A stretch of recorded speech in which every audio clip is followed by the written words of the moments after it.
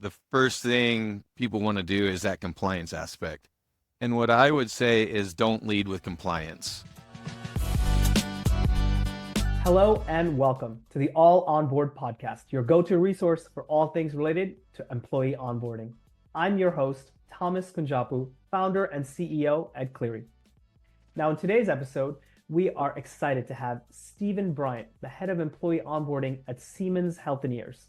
Now, Stephen is a seasoned expert, bringing over 25 years of onboarding experience to the table, with a strong focus on design thinking and program management.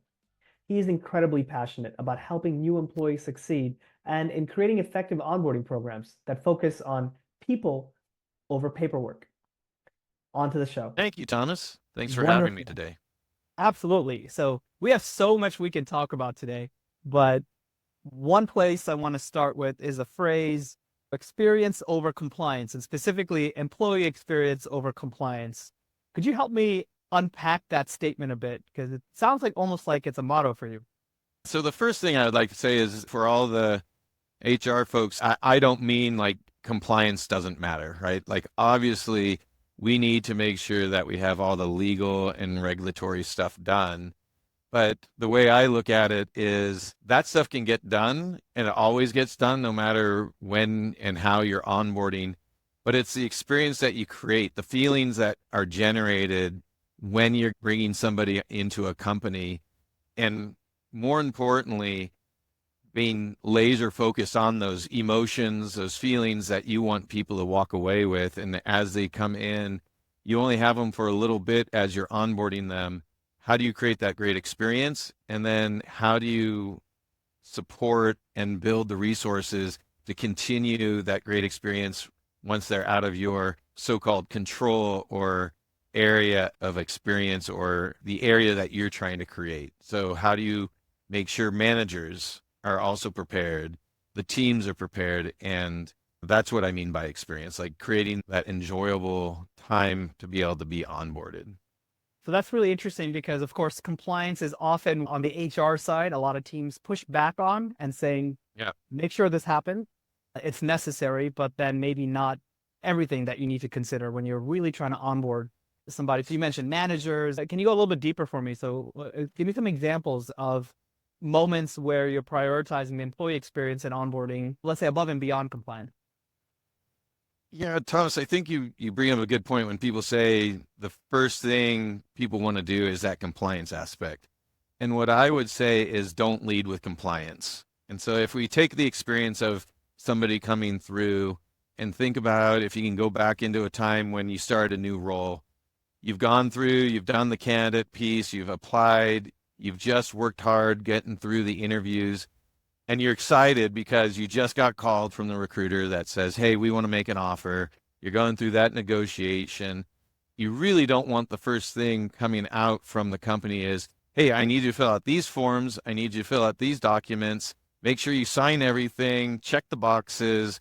So what I'm thinking of when I'm looking at the experience is, one, how do you stay very closely connected to the talent acquisition team so you can create an ongoing experience from the candidate through the interview all the way to when they onboard. So it's one consistent experience. You're trying to set the same tone. But then, for example, once the offer is set, I call them, and people will probably know, moments of truth or moments that matter. So looking at those key moments of truth that really are going to make a difference. And one of those would be the offer. You get the offer. And so what we really push for is getting the manager involved, getting the teams involved, that right after that happens, that they're giving a call and saying, hey, we're so excited that you're coming. Welcome to Siemens Healthineers or whatever company it's at. But giving them that personal touch of saying, we're excited. Don't worry too much right now. You're going to learn a lot. We're going to get you going. But here I am. I'm here to support you. If you have questions, reach out to me. That's what we're trying to do in creating that experience. And then the compliance stuff can be done. You have technology that can send the notifications. You get the people in. But make sure that it's part of the experience, not the only thing they see.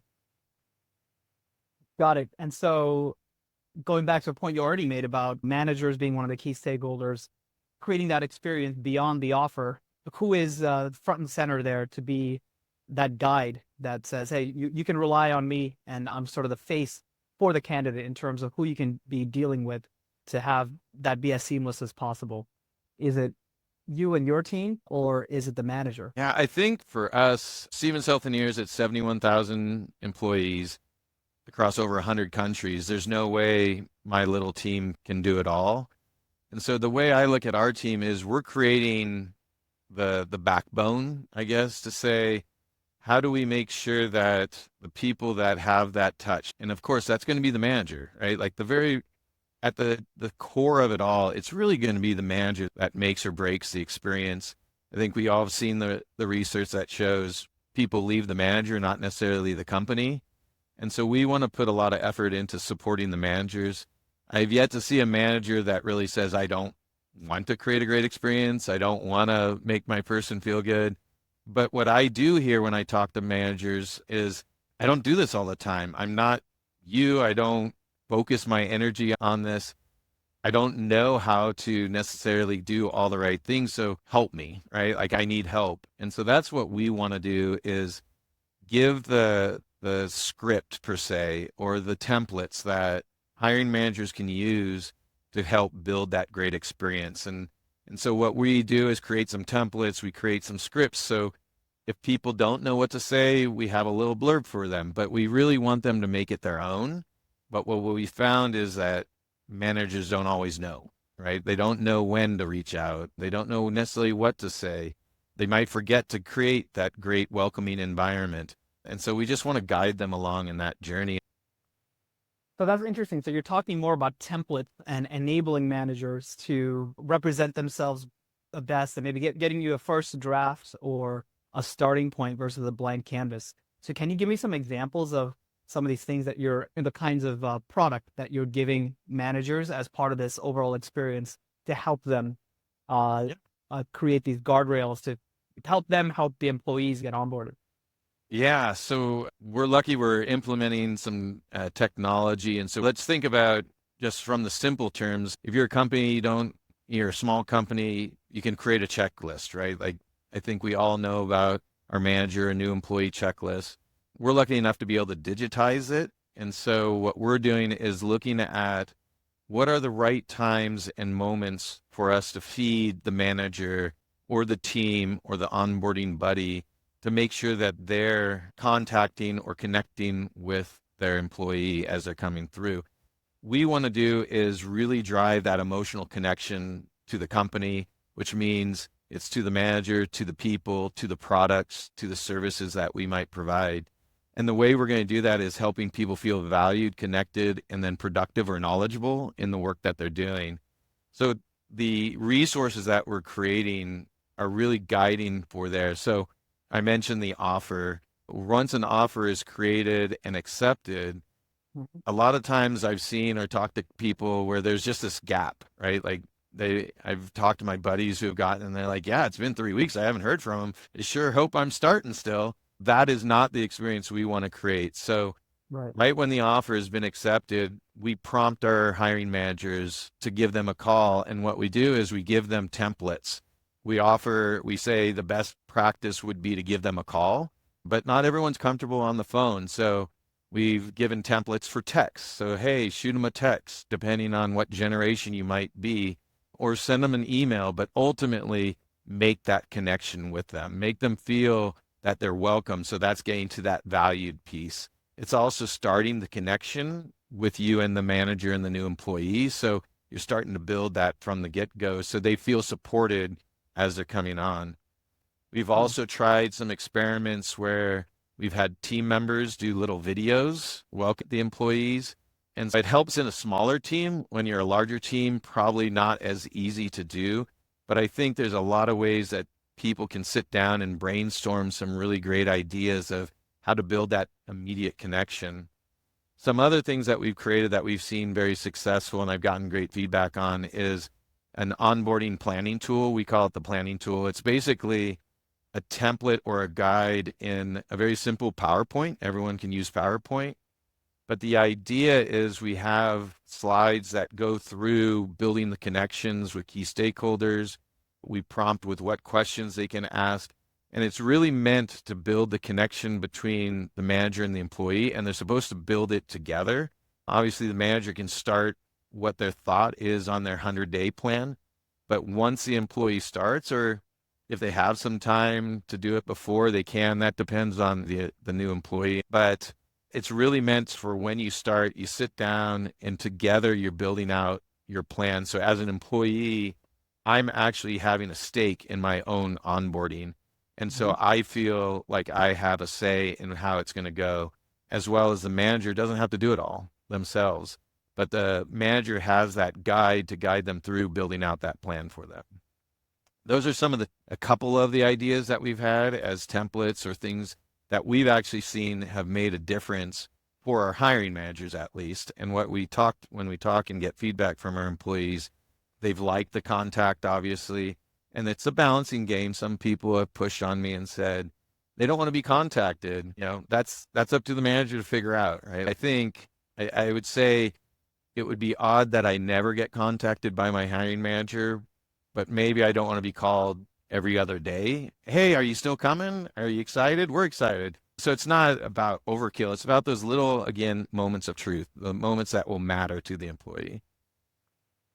Yeah, it sounds like you're really thinking about the pre-boarding phase between offer accept when excitement is really high as the ink is drying all the way to day one, which could be a couple of weeks to maybe even a couple of months, and striking that right balance in sort of the communication. But ultimately, you're putting the manager in the driver's seat for making these decisions, but guiding them, especially if there are questions raised by newer managers or folks who haven't been hiring a lot lately, or are working with a new generation or a new type of hire and are looking for some of that guidance, which you'll have a cross-sectional view of, which is great. And actually, speaking of that, I'd love to talk a little bit about the onboarding challenges have shifted over time, right? So I know earlier in your career, you focused a lot on early career programs, and you still maintain a touch with that for new university graduates and the whole recruiting fairs and getting new talent who had no other work experience and coming into this role or this company as their first role,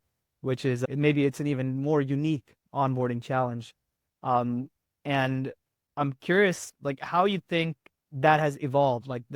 How do you onboard the latest generations well, and how do you think that has evolved with both generational changes as well as shifts to remote and hybrid work, and just general expectation changes with technology? Hey, it's Thomas here. Hope you're enjoying the episode so far.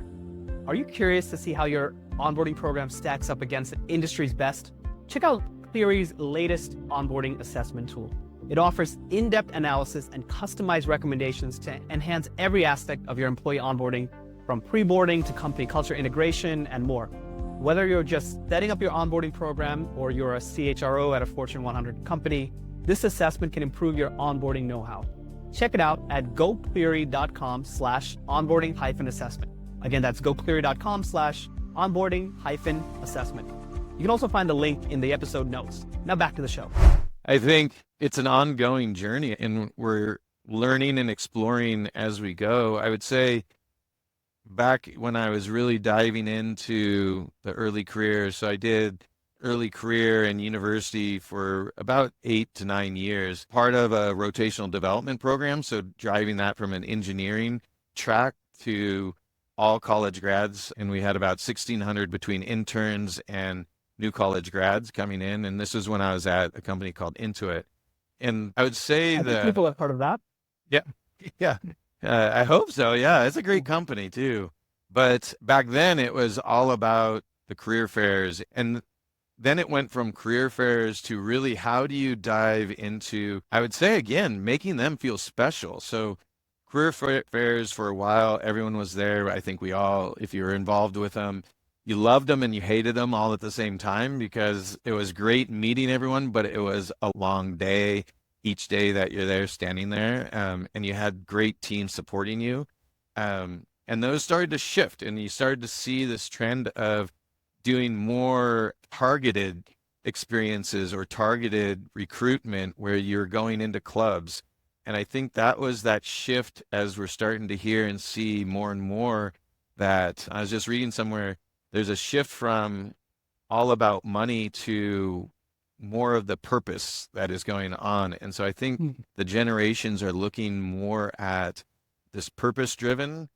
And then maybe with COVID, there's a little bit more about me, like what's in it for me side of it that I've been hearing about. So I think it's been ebbing and flowing in that area. But again, I think it's coming down to how to connect with those emotions that those new college grads or that early career group is looking at throughout the generations, and what is it important in which generation, right? So I think you look back at the baby boomers and they said it was about having a solid foundation that you're going to be successful and be able to take care of your family. We started when I was doing the early career space, we saw that shift around, hey, it's all of us. We're in this together and I want to work for a company that has purpose. I've been lucky enough to have been in a couple of companies. Intuit was very purpose driven, and Varian and Siemens Healthineers is very purpose driven. I would say from a med tech area, we pioneer breakthroughs in healthcare for everyone, everywhere sustainably. So it's hard to say that isn't a great purpose to go after, right? Like, but I would also say you can't rely on a purpose to bring people in. And so as we were going through, I think COVID really made us think differently about how to start building those connections from a hybrid world. And I don't think we're going to shift away from a hybrid world anytime soon. I think we see trends of companies trying to bring people more into the office, but even more so, I see people pushing on that as well. And there's this flexible workforce. So when we were at Varian, we were bring everybody into the headquarters. We could show the manufacturing and everyone loved it. It was in Palo Alto, California. It's an amazing complex that we have, and the people take great pride in the work that they do. And it was great to show that off. But when COVID hit, you couldn't do it anymore. And so we started to look at different ways, and we were forced to go into a virtual experience. In North America, we decided, why don't we start building the connections between the US and Canada new employees? It's easy. There's no language barriers. There's no time zone barriers. It just made sense. At the same time, we were able to create a virtual reality of the manufacturing building and the site. So we were able to still give kind of this virtual reality experience of the manufacturing that people would do anytime they wanted. What we saw in there is really diving more into the networking. So it was important to talk about the company and what we did, but what we wanted to do is connect the employees to each other, and then also allow them to talk about how do they personally connect to the purpose of the company and the values.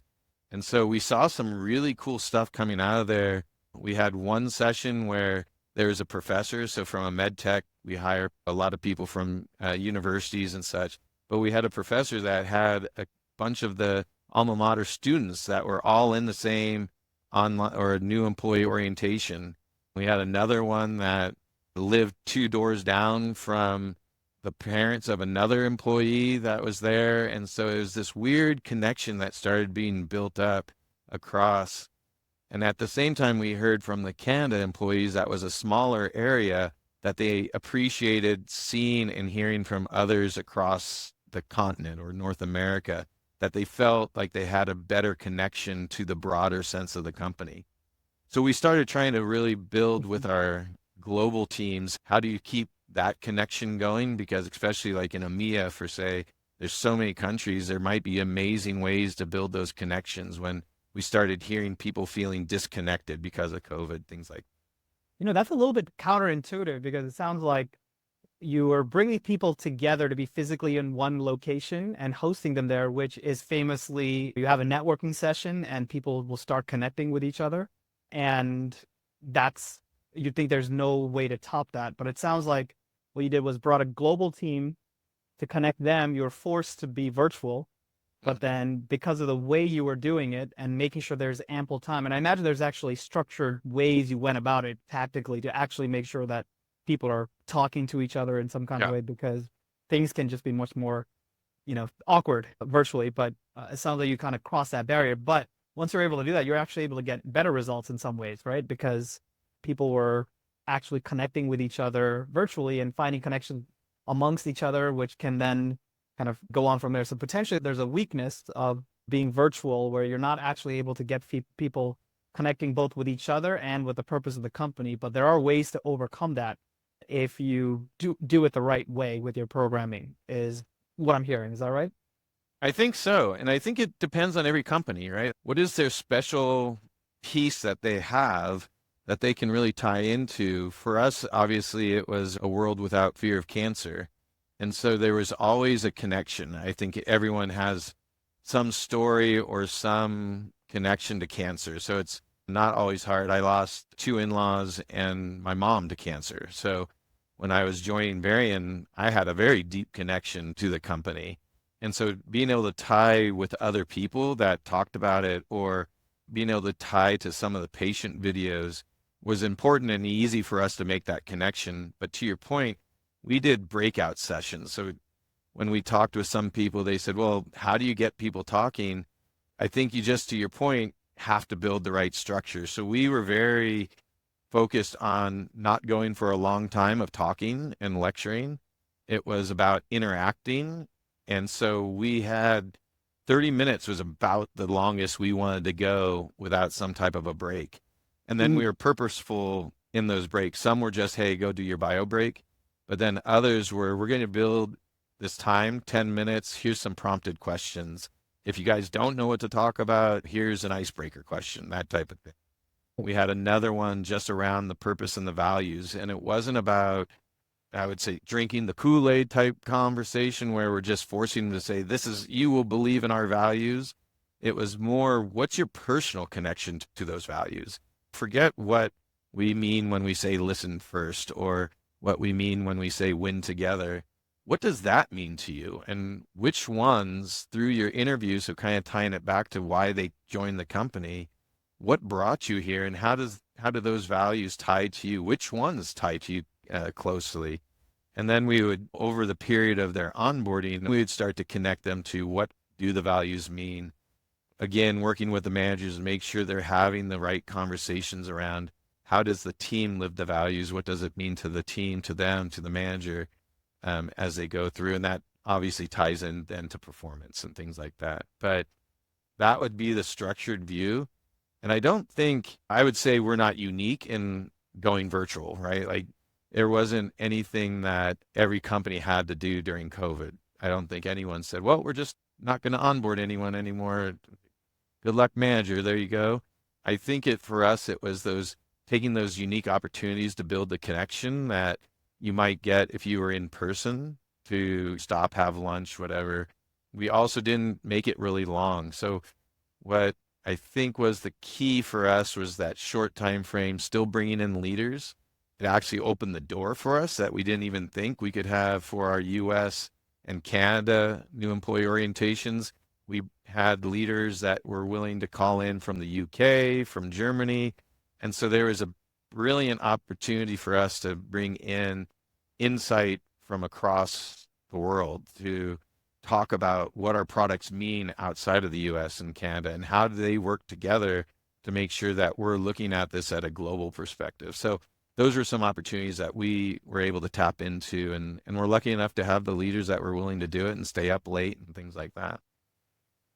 That's exciting to have access to leadership. And what you're saying is true. This is not unique to your company, but it is a problem statement I hear over and over again, which is because we have gone virtual or hybrid, we are not able to get newer onboarding classes to feel as connected to each other or the mission, because of the way that we used to do onboarding. We used to really have that dialed in, and now we have to resolve that puzzle. And it's maybe it's a way to look at it for folks out there who are thinking about revamping their onboarding programs, especially with the connection and networking piece, where actually there's opportunities to, if you do it in a structured way, to actually exceed what you are doing in terms of outcomes of that, building that resilient connectivity and network within your new employees sooner. And now, actually, I wanted to pivot to a specific type of activity that you've talked about, which is experimentation, right? I mean, we talked about all types of programming that you've done for onboarding, but I know you use experimentation frequently to try and be data-driven about what you might improve over time. Could you share a little bit of that, Stephen, with us? Hey, it's Thomas here. Now, you and I might think it's obvious that people are your biggest resource, and investing in your onboarding program to make it world-class is a bet you want to make. But how do you talk about this with your CEO or CFO so that you can get them on board with investing in an updated onboarding program? They're always looking for something that can save money and boost productivity at the same time. Well, I've got something exciting for you. Check out Cleary's onboarding ROI calculator. It's easy to use. Just enter some info about your current onboarding process and your company and see how much time and money you could be saving with a modern onboarding solution. Head on over to gocleary.com/onboarding-ROI to give it a try. See what you learn and let us know what you think.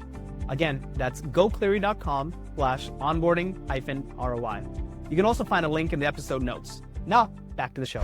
Yeah, I think the grounding of that, I'm going to have to call out Intuit on that. So Intuit has design thinking principles that they launched across the company called Design for Delight and D for D.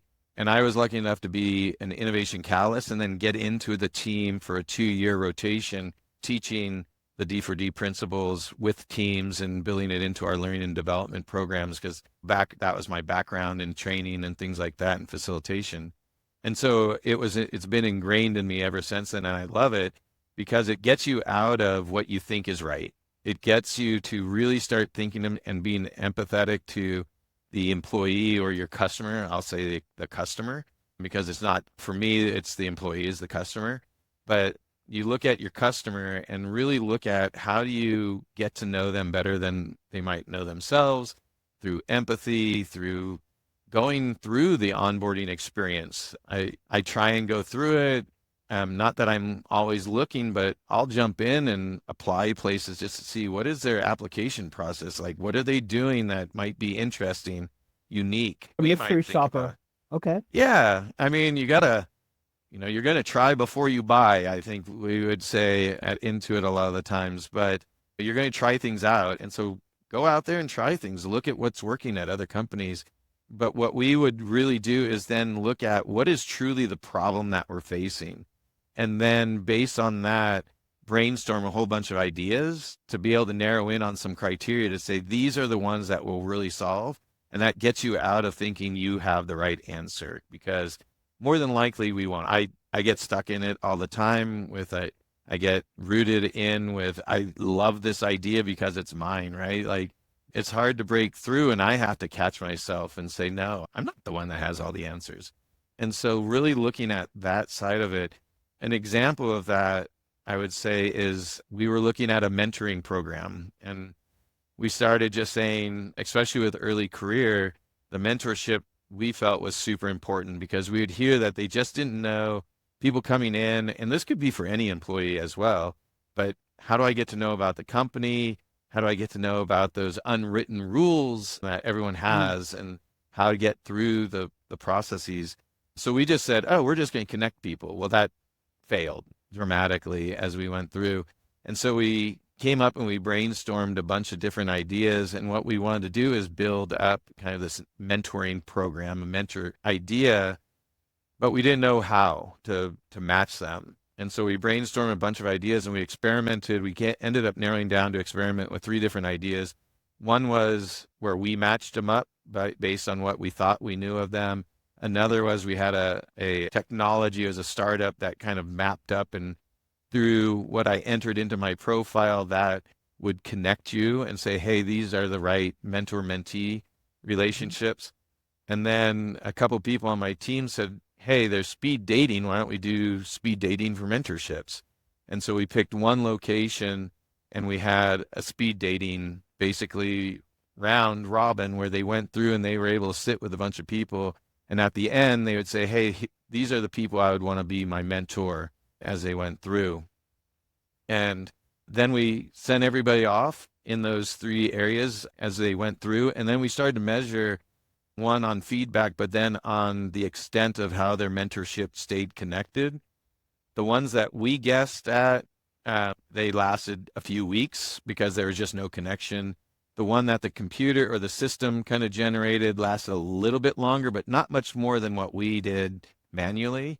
The ones that won out were the speed dating ones. And when we started to dig in to understand why that was, where we learned was it was that personal connection that us not knowing the two people weren't able to build into. The system wasn't able to automatically know, hey, there's this personal connection around here. But it was when we saw the connections last longer, it was because there were two folks that were into gaming or into sports or into hiking, or they just, had some connection from a background, same school, something like that. And so those lasted longer. And what we also found, which was unique, was that the mentorship might not have lasted they lasted for the whole year, but the friendship lasted even longer.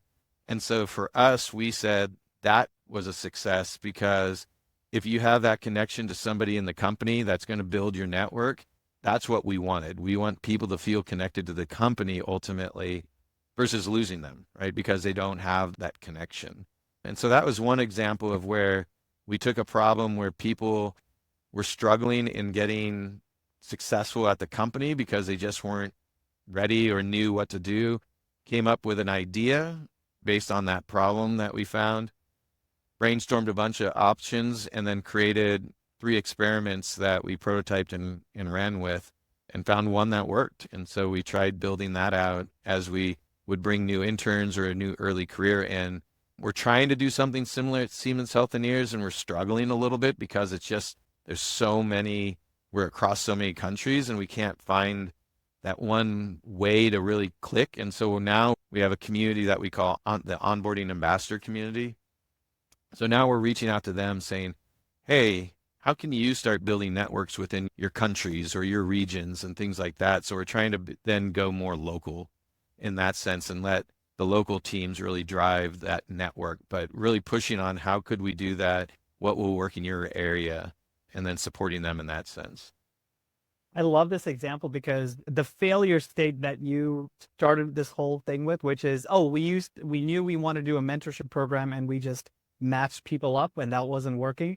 That is a future state for so many companies out there to actually have the investment to create a mentorship program and then actually have some way to connect anyone at all. And I love the design thinking and way to actually, implement different ideas and ultimately get to something that is just working the best. And I would actually also add the speed dating. One of the reasons it may be working is because there is an element of choice where people are choosing each other, and people know that I chose you and you chose me. And because of that, and even though it's really from a couple of minutes of a conversation, there's already a little bit more invested in making it succeed on both sides to some degree as part of just like a psychological behavior there. But I love that example around experimentation, and especially with all types of processes associated with onboarding, because the cohorts keep on coming.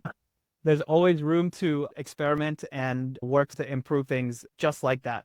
So I love hearing that. So, Stephen, are you ready then to move on to our lightning round? Yeah, I guess we talked about speed dating. This is our lightning round questions. There it is. I did a speed pivot there. It's not even bringing that up. It was right there. So let's do it. So if you weren't in HR, what do you think you would be doing? So I started teaching high school out of college. I loved it. I played soccer through college and I was coaching soccer. So I probably would dive back into coaching, maybe trying to get my coaching licenses. And I've always looked at going back to teaching in some form or fashion. So I look at my son, he's at college now, my youngest, just started college, and going through the info days or whatever. Mm-hmm. I was like, that looks like a great time these professors are having. So I think I might jump in and be like a professor and enjoy that. Next question. Best piece of advice you've ever gotten to HR or your career? Yeah, I don't think this had to do with necessarily HR, but it was a great learning of being aware of what you are doing. Like be very intentional on what you're creating and what you're doing. And how this played out was we were in a small team, almost like a startup within a bigger company. And we had gotten the team that we were kind of like a customer service, sales, support, product specialist kind of group. And we were really close and really tight and became great friends. I'm still friends with many of them. But it was our director that pulled me aside one day because we had new people coming in, and going back to intent, we didn't know that we were almost like keeping them out. And I don't think it was intentional, but the best piece of advice in that sense was, one, my director having the courage, of course they would, but to pull me aside and say, what are you trying to do? What experience, or you're bonding with everyone, but how are you letting others in? And so all of a sudden it was that whole idea of, wow, what are we doing? Like that is not cool at all. And so it was more just keep aware of opening your eyes to what you're doing and know the impact that you're having on others. And so I think that would be, as you're building out experiences or as you're building out your team, making sure you're intentional in what you're doing and keeping your eyes open on any thing that might be that weird impact or that ill impact that you might be creating in that sense. But I guess I would take that as, remember your diversity with the new words of today. Keep your eyes open for that diversity. You don't want to squash or create an experience where people don't feel welcome. You don't Great advice. know they're going through. That's great advice. So let me ask you another one. Right now, what are the most rewarding parts of your current role? So right now we're working on implementing some new technology. And I think the most rewarding part is, one, the camaraderie that's building with the people that I'm working closely with. So I'm pretty much remote right now, and everyone I'm working with, I'm in the US on the West Coast. I'm working with people in Germany, in Hungary, in some of the APAC countries, and then across the US. So none of us are centrally located. And so it's really about that time that we're able to just spend. I know they say, oh, at the beginning of each meeting, take some time. I really do try and do that. I'm sure I'm annoying the people that are like, let's just get to work. But I love to spend 5 minutes or so or more just talking about, how are we doing? How are you feeling? What'd you do? What's happening? And I'm pretty open, so I kind of wear myself on the sleeve. I'll share anything, and I don't expect that back, but I think it just helps in making people feel connected a little bit more, or building that trust. So when something isn't going right, I can have that conversation a little bit more. So I think it's the camaraderie right now. And ultimately that I do truly feel this technology is going to make a huge impact for our employees and our managers in creating a better experience, making their lives easier. So I'm looking forward to getting to that point. It's that in between that's a struggle, but I feel we're going to get there. That's amazing. So then one last question for you. Learned a lot from this conversation here about the way you've done onboarding. You've actually done that over a long career. I would say much more focused on this particular area for much longer than most anybody. So I'm really curious, what has kept you engaged and focused in on onboarding for all these years? I think I've had the opportunity to do it in a bunch of different roles, in a bunch of different groups, in a bunch of different ways. So I haven't been in one company doing onboarding for the company. It's been like the rotational development program.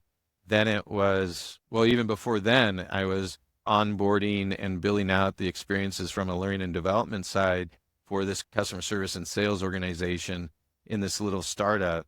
And then it was the rotational development program, early career, then a larger company. And I think for me, it's having the opportunity to make an impact in the work that we do. Maybe right now with a global role, I don't see that impact as much, but man, when it was that small company or the rotational development program where we had 20 people, and then the early career, even with the 1600, you would see and hear people throughout the campus, and you would see them and you'd hear how they're doing. And that was fun. And I think that stems from teaching. When I was teaching high school, I had 150 students coming through my classroom. I had the soccer team that I was coaching. I enjoyed the relationships that I got to build with the players and the students, probably more so than the teaching aspect. Like the teaching's the teaching. You sit in a classroom, but it was more, how do you have a conversation? How do you get to know people at a different level and try and help them out? And so the subjects I taught weren't the high end ones. And so there were some kids that were struggling, group homes and things like that. So just being able to be an advisor. And then I think that carried through in the work that I've been doing and the impact that I have. And so I think it's the changes I've been able to make. The people I've worked with have been amazing.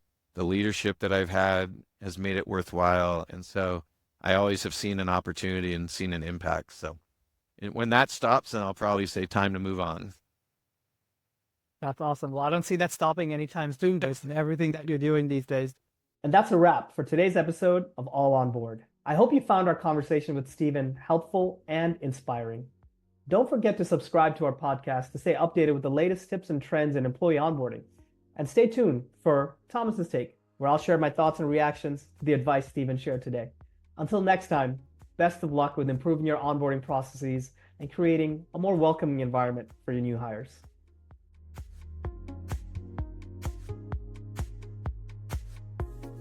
Hey, it's Thomas here. Welcome to the Thomas's Take portion of the episode, where I share a take or two about the discussion that we just had. Now, something that really stands out to me about the episode is the concept of experimentation. The spirit of experimentation tied together with design thinking can be quite powerful indeed. Now, of course, this is something that scientists do. Since the age of enlightenment and beyond, hypotheses have been tested to get proof on whether something can actually turn into a theory and maybe even be proved. Now, in corporations, experiments are run constantly in various departments. Marketers run experiments all the time with various campaigns to see if they yield results in increased exposure or conversion rates. Product teams are typically running experiments as well, at least for software products, qualitatively in customer development processes, but very famously and publicly by consumer product companies who are running experiments on their customers all the time. Digital ads to the actual workflows you see on a web page. Now, let's think about the HR and people team for a second. How do we get into the experimentation party? Well, specifically, the employee onboarding process is a good entry point. Now, cohort analysis is actually something that is done a lot in digital product work. The idea is that you have a workflow from an ad to a sign up or a checkout or whatever the goal is, and then you might have a new cohort that is coming through this process every single day or week or month. And the fact that you can measure how they're doing across each other, this is the concept of cohort analysis. Well, employee onboarding programs conceptually already talk about onboarding cohorts. You have different cohorts, people joining at different times. So what if you think of each cohort as an experiment? You do something a little bit different each time. What would be the one thing that you want to experiment with? It's a great question to ask. Now, experimentation is also a great way to help with decision making and can prevent you from succumbing to paralysis by analysis. I love Stephen's thought about creating a connection program by splitting folks up randomly with different approaches. Now, you need to quantify your outcomes, of course, and need a deft touch because hard data, especially with statistical significance, may be hard to achieve here. But unlike a scientific experiment, donning the metaphorical lab coat may be all you need to help move in the right direction. See you on the next one.